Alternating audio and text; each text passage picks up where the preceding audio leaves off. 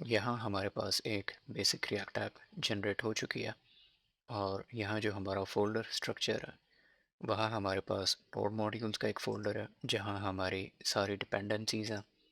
इसके अलावा हमारे पास एक पब्लिक फ़ोल्डर है, यहाँ पे हमारी सारी स्टैटिक फाइल्स होंगी, हमारी HTML फाइल्स, आइकन्स, PNG वगैरह इमेजेस जो भी होंगी।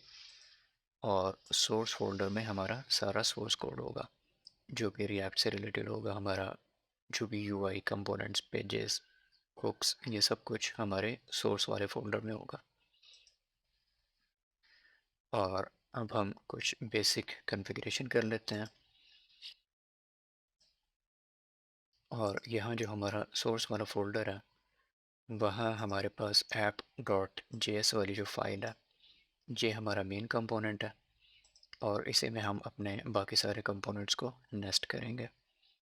और index.js में हमारी रिएक्ट एप्लीकेशन की कॉन्फ़िगरेशन है और ये हमारा सारा इन्वायरमेंट वगैरह सेटअप करेगा। और यहाँ पे हम कुछ बेसिक सेटिंग्स कर लेते हैं। ये जो index.css है ये हमारा ग्लोबल स्टाइल्स है, इसको अभी के लिए हम रिमूव करेंगे और बाद में इसको सेट करेंगे। और app.css में से भी सारे स्टाइल्स हम रिमूव कर देंगे और बाद में अपने स्टाइल्स ऐड करेंगे। और यहाँ पे जो हमें डिफ़ॉल्ट फ़ॉन्ट मिलता है हम वो यूज़ नहीं करेंगे, हम कस्टम फ़ॉन्ट यूज़ करेंगे। और वो फ़ॉन्ट हम यहाँ से ले आते हैं गूगल फ़ॉन्ट्स इंटर, और यहाँ से हम इस फ़ॉन्ट को इंपोर्ट कर लेंगे।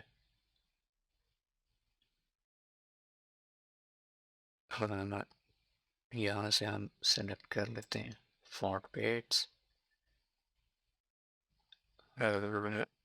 बोल्ड। और यहाँ हमारे पास जो लिंक आ चुका है इसको हम कॉपी करके अपनी HTML फाइल में इंसर्ट कर देते हैं। पब्लिक, और पब्लिक में index.html। और यहाँ पे हमारे पास टाइटल से ऊपर हम इसको ऐड कर देते हैं और अपनी ऐप का टाइटल भी हम चेंज कर लेते हैं।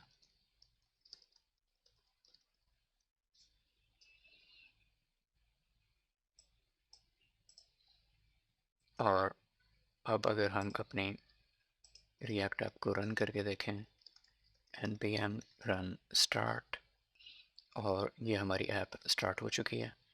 और app.js में जाके हम इसको थोड़ा और क्लीन कर लेते हैं।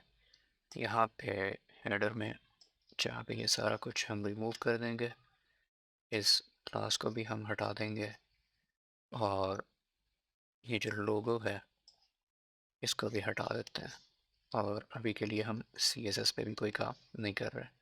और यहाँ पे हम एक h1 डाल देते हैं और इसमें हम कोई भी रैंडम टेक्स्ट लिख के टेस्ट करते हैं। और यहाँ जो हमारी रिएक्ट एप्लीकेशन है वो काम कर रही है।